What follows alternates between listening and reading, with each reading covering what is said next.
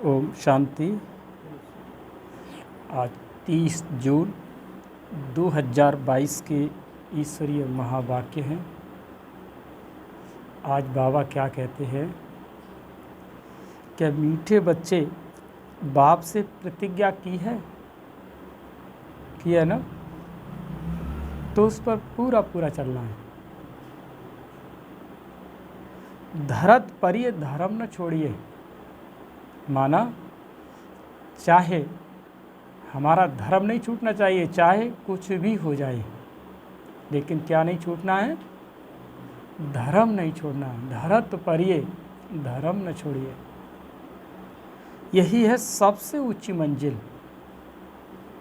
प्रतिज्ञा को भूल उल्टा कर्म किया तो रजिस्टर खराब हो जाएगा। क्योंकि जब बाबा शुरू में मिलता है ना बच्चों को, जब अनुभव कराता है, तो बच्चे बाबा से बहुत अच्छी प्रतिज्ञाएं कर लेते हैं और फिर कुछ दिनों के बाद ज्ञान में चलते चलते वो प्रतिज्ञाओं को भूल जाते हैं और उसी रास्ते पर आ जाते हैं जो पहले थे।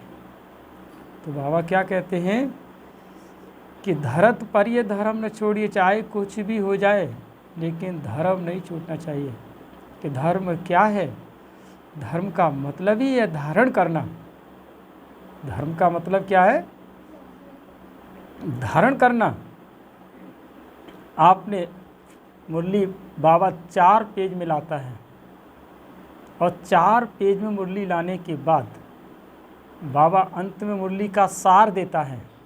सार के बाद वरदान और स्लोगन देता है और बाद में कुछ आपसे यही बाबा प्रश्न पूछते हैं एक दूसरे से, आज बाबा ने क्या कहा? तो सभी अपने अपने मन की बात सुनाते हैं कि आज बाबा ने ये कहा। वो आपके मन की बात थी, आपके दिल में कोई भावना थी, इसलिए ऐसा आपने मुरली के द्वारा वही शब्द प्रयोग किया, वही शब्द सुना जो तुम्हारे मन को छू रहा था। लेकिन बाबा ने क्या कहा उस पर अटेंशन नहीं दिया, उस पर धारणा की। सारी मुरली चलाने के बाद बाबा ने 3 शब्दों में कहा कि बच्चे पुरुषार्थ करना, धन दिए धन ना खुटे। और क्या कहा? और बाबा ने तो बहुत सारी बात कही, लेकिन कि बच्चे कुछ भी हो जाए, लेकिन आपका क्या नहीं होना चाहिए? संकल्प कभी कमज़ोर नहीं करना है। तो आपने यही बात को ध्यान नहीं दिया। बाबा 4 पेज से मुरली पढ़ा करके लाया ज्ञान योग में बैठाते हुए, और 3 शब्दों के लिए पूरी मुरली तैयार की, और वही 3 शब्द आपने दिमाग में बसाए नहीं। फिर क्या रह गया? कुछ नहीं। तो बाबा ने कहा ना बच्चे, धारणा माने धर्म का मतलब क्या है? धारणा, कि हमें धारण करना है। तो हम मुरली से धारण कर क्या रहे हैं? तो बाबा कहते हैं तो ये प्रतिज्ञा अपने अंदर रखनी है, यही सबसे ऊंची मंजिल है। आज का प्रश्न है कि यात्रा पर हम तीखे जा रहे हैं, उसकी परख अथवा निशानी क्या होगी? तो उत्तर है कि अगर यात्रा पर तीखे जा रहे होंगे तो बुद्धि में स्वदर्शन चक्र फिरता रहेगा। आपकी अपनी चेकिंग है ये, कि अगर आप यात्रा पर चल रहे हैं तो तुम्हारे अंदर क्या चलेगा? स्वदर्शन चक्र घूमेगा। कौन सा स्वदर्शन चक्र? कि मैं कौन हूँ, कहाँ से आया हूँ, कहाँ जाना है, बाबा ने क्या लक्ष्य दिया, माना ज्ञान, योग, धारणा, पुरुषार्थ, और उसके बाद जो प्राप्त ज्ञान है, इन सारी की नॉलेज जब आपके पास अगर होगी तो बाबा कहते हैं आप समझ लेना आप रूहानी यात्रा पर चल रहे हैं। सदा बाप और बरसे के सिवाय और कुछ भी याद नहीं होगा। यथार्थ याद माना ही यहाँ कुछ भी दिखाई न दे। अब याद देखते हुए भी जैसे नहीं देख रहे हैं, वह सब कुछ देखते हुए भी समझेंगे कि यह सब मिट्टी में मिल जाना है, ये महल आदि खल्लास हो जाना है, यह कुछ भी हमारी राजधानी में न था न फिर होगा। कैसा होगा? सब कुछ नया होगा। तो जब सब कुछ नया है तो फिर बुद्धि में क्या होना चाहिए? बुद्धि में क्या होना चाहिए? नया ही होना चाहिए बुद्धि के अंदर। और वो नया क्या है कि बाबा हम बच्चों को इमेज दिखाता है। आप बाबा से जब तैयारी करोगे ना कि बाबा सब कुछ नया कैसा होगा, तो बाबा आपको योग में दिखाएगा। अभी कल परसों की मुरली में कहा था कि योग के प्रयोग से ही क्या मिलेगी। मुरली पढ़ी थी, यूट्यूब पर देखी? नहीं देखी। इसका मतलब ये है कि आजकल की जो मुरली चल रही है ना, वो फास्ट चल रही है, 20 मिनट की चल रही है ना, तो 20 मिनट जैसा ही बुद्धि में आएगा। पानी की तरह चल रही है, पानी की तरह जाएगा। तो परसों की मुरली में लिखा था हेडलाइन, योग का प्रयोग करोगे तो सफलता मिलेगी। यहाँ पर भी वही है कि अगर आप प्रयोग करेंगे कि सतयुग में नया क्या होगा, तो बाबा आपको सतयुग का सीन दिखाएगा। जब सतयुग का सीन दिखाएगा तो बुद्धि में आएगा। जब बुद्धि में आएगा तो बाबा ने कहा हमें वहीं जाना है। तब बाबा ने ये कहा कि बच्चे ये जो कुछ देख रहे हो ये कुछ भी नहीं होगा। तो जब हमारी इमेज अच्छी होगी, जब हम अपने अंदर इमेज अच्छी रखेंगे, तभी हम कुछ उसी इमेज की दुनिया में जा सकेंगे। गीत है माझी मेरे किस्मत की। ओम शांति। यह गीत की लाइन वास्तव में रॉन्ग है। बाप कहते बच्चे मैं आया हूँ तुम्हें ले जाने के लिए। कहाँ ले जाएंगे? मुक्ति और जीवन मुक्ति धाम। जितना ऊंच पद चाहे उतना लो। ऐसे नहीं कि वहाँ जहाँ चाहें। चाहते तो सभी हैं कि पुरुषार्थ करें, परंतु ड्रामा अनुसार सभी पुरुषार्थी एक जैसे तो नहीं बनेंगे। यह तो अपने ऊपर बच्चों को कृपा करनी है। ज्ञान सागर तो ज्ञान और योग सिखलाने वाले आए हैं। यह है उनकी कृपा। टीचर पढ़ाते हैं, योगी योग सिखलाते हैं, बाकी कम जास्ती सीखना तो उनके ऊपर है। तुम जानते हो कि हम सभी सत्य के संग में बैठे हैं, न कि झूठ के संग में। सत्य का संग एक ही है, क्योंकि सत्य है ही एक, और सत्य की भी स्थापना वही करते हैं। और सत्युग में ले जाने के लिए पुरुषार्थ भी करवाते हैं। सच का एक श्लोक भी है कि सच बोलना, सच चलना, तब ही सचखंड में चल सकेंगे। सिख लोग कहते हैं कि सत्य श्री अकाल। एक वही सत्य बाप सबसे श्रेष्ठ है।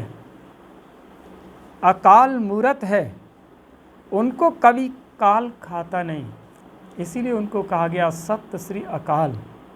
क्यों? वो सत्य है, उसे काल नहीं आता। मनुष्य को तो घड़ी घड़ी काल खाता है, कब पता नहीं, कब कौन किधर खिसक जाए, किसी का भी पता नहीं है। तो तुम बच्चे सच्चे सत्संग में बैठे हो। भारत जो भी झूठ खंड है, उसको सचखंड बनाने वाला एक ही बाप है। देवी देवताएं सभी बच्चे हैं। यहाँ से देवताएं पुण्य आत्मा पने के वर्षा ले जाते हैं। यहाँ तो झूठ ही झूठ है। गवर्नमेंट जो कसम उठवाती है वह भी झूठ, कहते हैं कि हम भगवान की कसम उठाकर सच कहते हैं। अदालत में जब गवाही देने जाते हैं ना, तो किसके ऊपर हाथ रखवाते हैं? गीता के ऊपर। मैं गीता के ऊपर हाथ रख करके जो कुछ भी कहूँगा सच के अलावा कुछ भी नहीं कहूँगा। तो उस झूठी कसम खाते खाते आज गीता से ही लोगों का क्या उठ गया? विश्वास हट गया, क्योंकि उसके ऊपर इतनी कसम खा रखी। जो अदालत में जा रहा है वो सब गीता के ऊपर ही तो रख करके ही तो कसम खा के गवाही देता है। तो वो कैसी दे रहा है? किसकी कसम खा रहा है? तो बाबा क्या कहते हैं, बच्चे इतनी कसम खाते खाते वो भी ऐसे हो गए, क्योंकि विश्वास हट गया आंतरिक। क्योंकि मैं अभी झूठी कसम खा करके आया हूँ, तो वो क्या उसके ऊपर विश्वास करेगा? क्योंकि वो कसम पहले से ही झूठी खाए हुए हैं। परंतु यह कहने से मनुष्यों को डर नहीं रहता। इससे तो कहें कि हम अपने बच्चों की कसम उठाते हैं कि हिचकेंगे, दुख होगा, क्योंकि समझते हैं कि ईश्वर हमको बच्चे देते हैं। अब गीता की जगह अगर वो अपने अपने बच्चों को ले जा कर के अदालत में खड़ा करें और उसकी कसम खाएं तो बेटर है, क्योंकि वो कागज़ के पन्ने हैं ना, उस कागज़ के पन्ने पर खा के कसम चले जाते हैं। भगवान को जानते नहीं तभी तो खा जाते हैं कसम। तो ईश्वर के नाम पर हम बच्चों को कसम उठाएं, पता नहीं मर जाएं, तो इसमें हिचकेंगे। स्त्री पति की का कसम कभी नहीं उठाएगी। स्त्री पति का कसम कभी नहीं उठाएगी। पुरुष स्त्री का कसम जल्दी उठा लेंगे। समझेंगे कि एक स्त्री गई तो दूसरी ले लेंगे। मनुष्य मात्र जो भी कसम उठाते हैं वो सब झूठ है। पहले तो गॉड फादर को वो समझें, नहीं तो फादर पने का नशा नहीं चढ़ता। तुम बच्चे तो जानते हो सत श्री अकाल उस फादर को कहा जाता है। उस सत का नाम है शिव। अगर सिर्फ रुद्र कहेंगे तो मूछ पड़ेंगे, परंतु समझाने में कहना पड़ता है। गीता में भी है रुद्र ज्ञान यज्ञ, जिससे विनाश ज्वाला प्रज्वलित हुई है। वह भी यहाँ की ही बात है। कृष्ण के यज्ञ का नाम नहीं है, दोनों को मिक्सर कर दिया। समझाया गया है कि सतयुग त्रेता में तो कोई यज्ञ होता नहीं। यज्ञ होता ही है एक ज्ञान का, बाकी सब है मेटेरियल यज्ञ। पोथी पढ़ना, पूजा करना सब भक्ति मार्ग है। ज्ञान तो एक ही है जो सत्य परमात्मा देते हैं। मनुष्य सभी ईश्वर के लिए ही झूठ बोलते हैं। इसीलिए ही भारत कंगाल हुआ है। इन जैसा बड़े से बड़ा झूठ कोई है नहीं। यह नाटक तो बना हुआ है। इसका एक नाम है भूल भुलैया, अर्थात बाप को भूल जाने से भटकना। फिर बाप आकर के भटकाना छुड़ा देते हैं। यह ड्रामा में हार जीत का खेल है। ये तो चलेगा। हार खाने में आधा कल्प लगता है, एकदम पूरा मिट्टी में मिल जाते हैं। फिर आधा कल्प हमारी जीत रहती है। ये बातें तुम्हारे सिवाय कोई भी नहीं जानते, क्योंकि आप लोग रोज पढ़ते हो। रोज सुनते हो। आप नहीं जानोगे तो और कौन जानेगा। जिस दिन ब्रह्मा कुमार कुमारियाँ नहीं समझ पाए तो फिर ये इन सभी की क्या औकात है जो उस परमात्मा के बारे में जान जाए। ये बड़ी बड़ी गीता पाठशालाएं हैं। गीता का भारतीय विद्या भवन बनाया भी है। नाम तो गीता का बड़ा भारी है। गीता को कहा जाता है सर्वशास्त्र शिरोमणि, परंतु नाम बदली करने से कोई काम के नहीं रहे हैं। गीता का नाम तो बहुत चला आता है। बाप कहते हैं कि गीता का भगवान मैं हूं, न कि श्री कृष्ण। अभी है संगम। बाप रचयिता है। जब स्वर्ग रचते हैं तब तो राधे कृष्ण व लक्ष्मी नारायण आए। बाप आकर स्वर्ग का मालिक हमको ही बनाते हैं। जगत अम्बा और जगत पिता द्वारा राजयोग तो भगवान के सिवाय कोई सिखला न सके।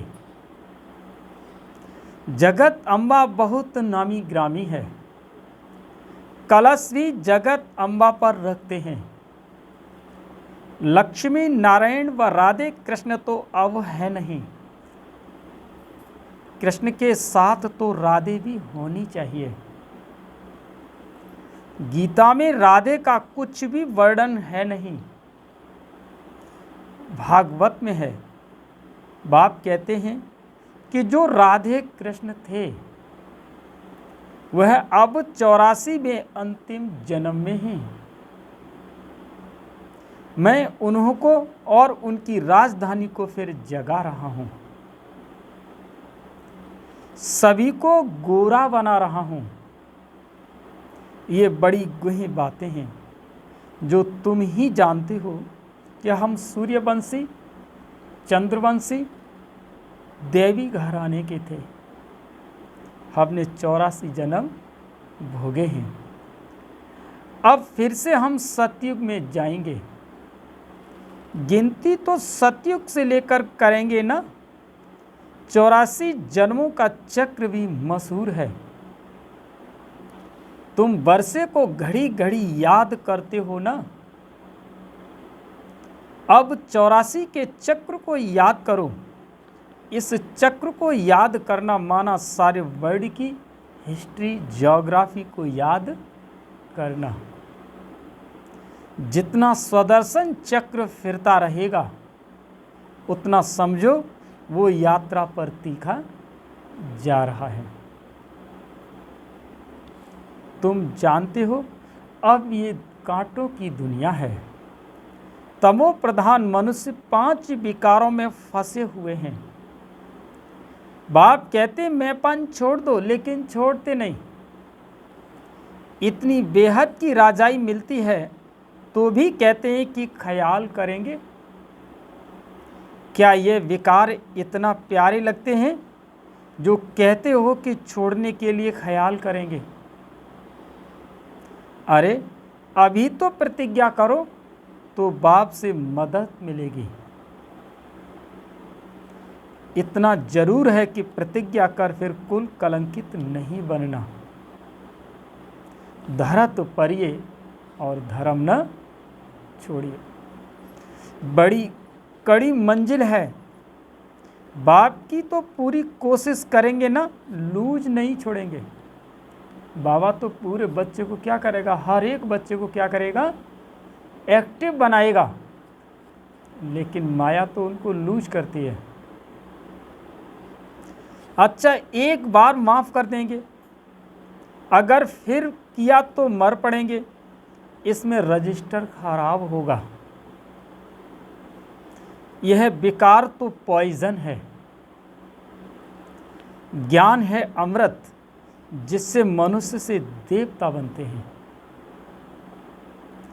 वह तो कुसंग, वो है क्या, कुसंग। सिख लोग भी सत श्री अकाल कहकर बड़ी धुन मचाते हैं क्योंकि सत श्री अकाल ने सबका उद्धार किया, परंतु उनको भूल गए। भूलना भी ड्रामा में है। क्यों है ड्रामा में भूलना? जब तक आत्मा का अप डाउन होना, सूर्य का निकलना और छिपना, जैसे जैसे सूर्य निकलता है उसके अंदर रोशनी बढ़ती जाती है, जैसे जैसे छिपता जाता है रोशनी घटती जाती है, ऐसे ही आत्माओं का भी है। भूलना भी ड्रामा में है। जैन धर्म वालों का बड़ा कड़ा संन्यास है। बाप कहते मैं तुमको तो राजयोग सिखलाता हूं, वो भी सहज। बाप कोई कष्ट नहीं देते। भल एरोप्लेन में जाओ, मोटरों में घूमो और फिरो, परंतु खान पान की जितना हो सके परहेज रखना। भोजन पर दृष्टि देकर के फिर खाना है। लेकिन बच्चे ये भूल जाते हैं कि इसमें तो बाप को व साजन को खुशी से याद करना है। साजन हम आपकी याद में आपके साथ भोजन खाते हैं। आपको अपना शरीर तो है नहीं, हम आपको याद कर खाएंगे और आप भाषणा लेते रहना। ऐसे याद करते करते आदत पड़ जाएगी और खुशी का पारा चढ़ता रहेगा। ज्ञान की धारणा भी होती जाएगी।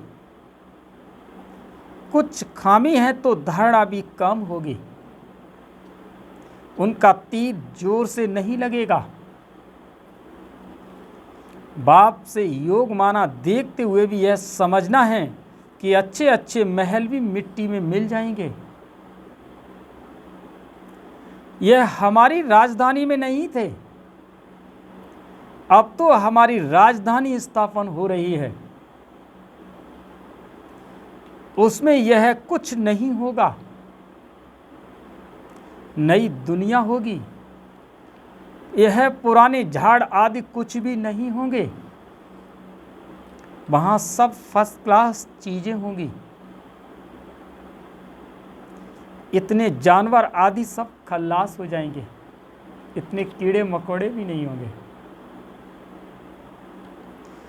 वहाँ बीमारियां आदि कुछ भी नहीं होगी।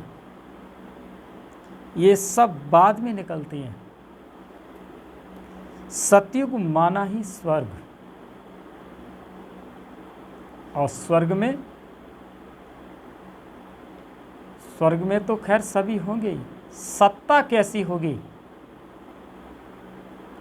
सत्ता भी उस बाबा के द्वारा तो है ही है।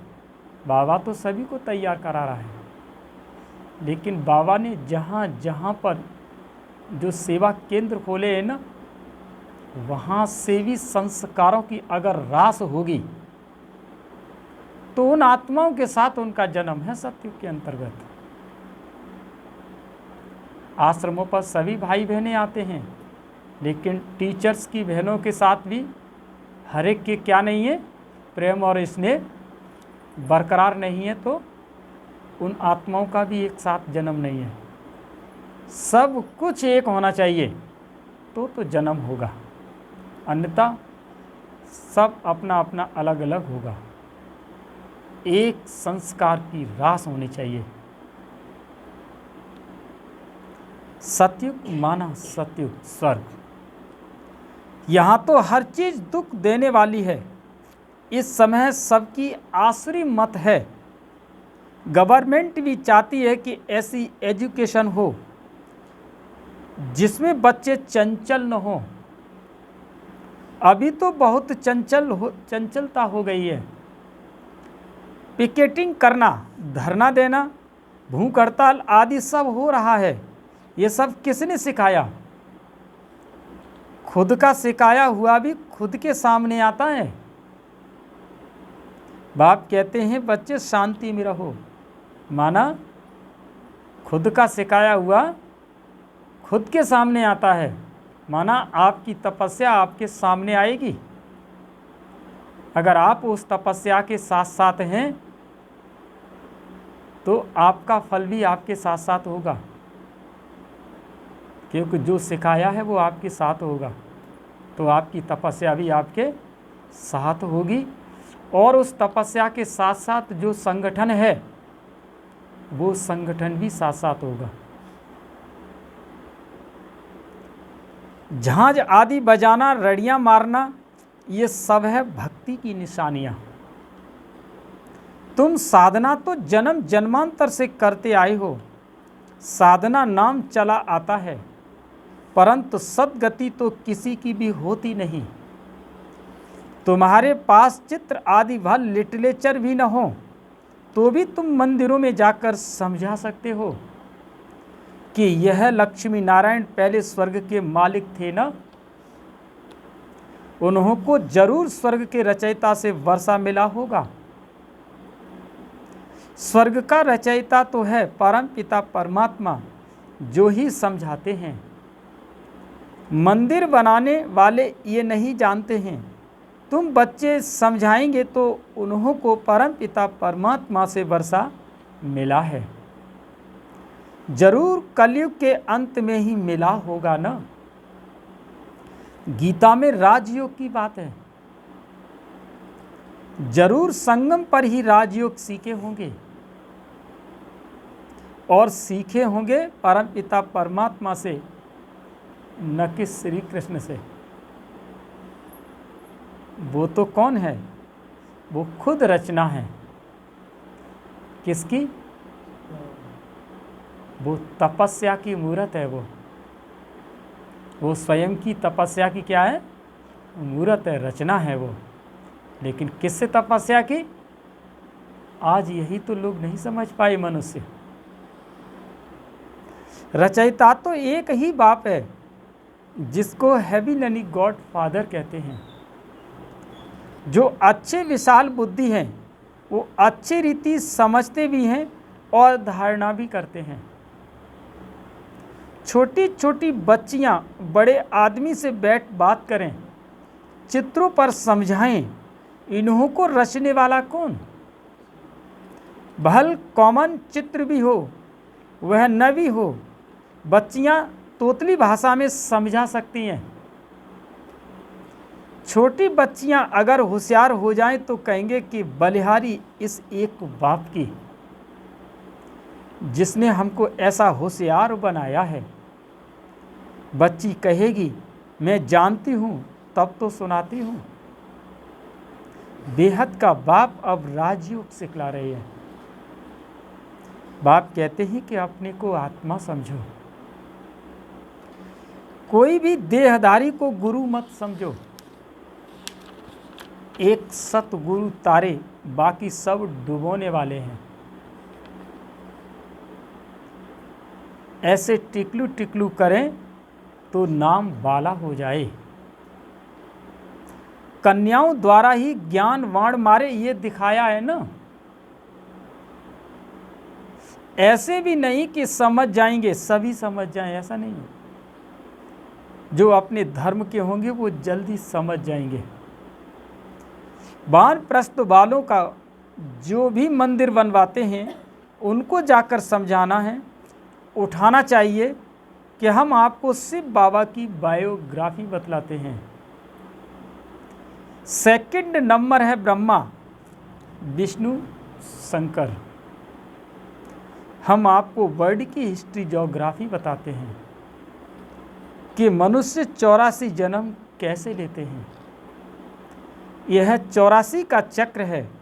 ब्रह्मा सरस्वती सभी की कहानियां बैठ बताएं, यह तुम बच्चों के सिवाय कोई समझा न सके। आओ तो तुमको बताएं कि लक्ष्मी नारायण ने राज्य कैसे पाया और फिर कैसे गवाया।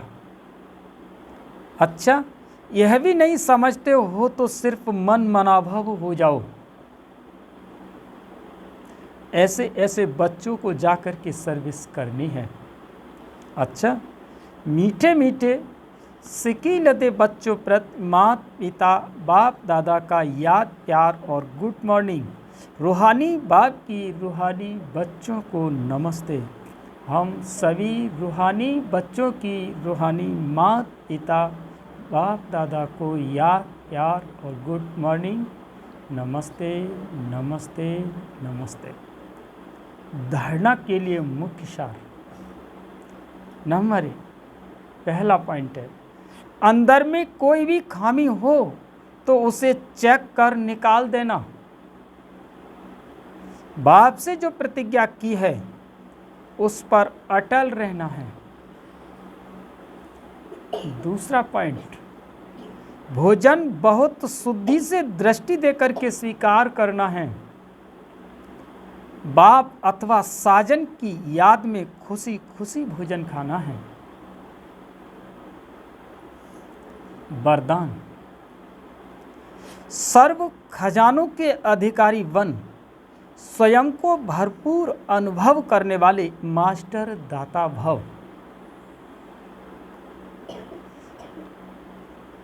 फिर से सुने, सर्व खजानों के अधिकारी बन स्वयं को भरपूर अनुभव करने वाले मास्टर दाता भव। कहा जाता है 1-2 हजार पाओ विनाशी खजाना देने से कम होता है। 1-2 हजार पाओ विनाशी खजाना देने से कम होता है और अविनाशी खजाना देने से बढ़ता है। लेकिन दे वही सकता है जो स्वयं भरपूर है।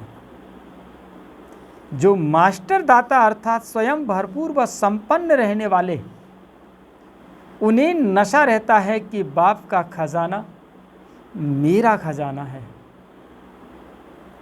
जिसकी याद सच्ची है उन्हें सर्व प्राप्तियां स्वतः होती हैं। मांगने व फरियाद करने की दरकार नहीं। स्लोगन है, अपनी स्थिति अचल अडोल बनाओ तब अंतिम विनाश की सीन देख सकेंगे। अपनी स्थिति अचल अडोल बनाओ तब अंतिम विनाश की सीन देख सकेंगे। अच्छा, ओ शांति।